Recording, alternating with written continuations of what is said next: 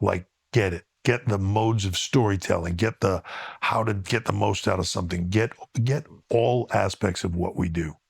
How many people would you say? And he was like, well, I'm not, man. I bet you I could count them on one hand. Right. And that's considering greats in our business and all that stuff. And he's like, I bet you I could count on one hand. I said, I think it would be a struggle to fill up all the fingers on one hand. Really? Wow. Right. Like, it's a different thing and people don't get it. The amount of factors that go into creating something, getting a character, doing all those things.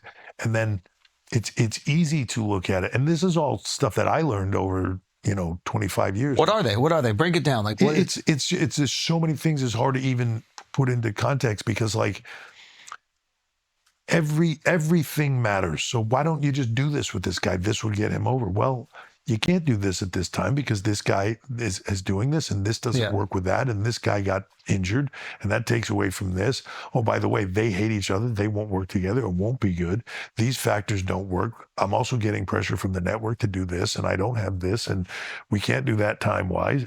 Right? There's all these factors of you're building out this elaborate set of dominoes set up. And then if one of them comes out, fine, you got to start all over. Because they all affect each other, and you don't think about it that way. So the amount of thought and being able to see ahead of what's going to happen next is incredibly difficult. And that doesn't mean you're right all the time. Yeah.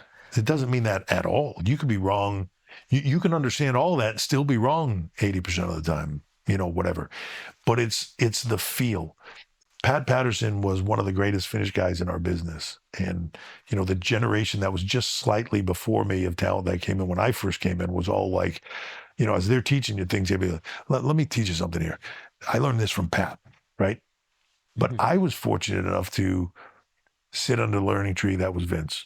And when I say learning tree, I mean the things of what to do and what not to do, right?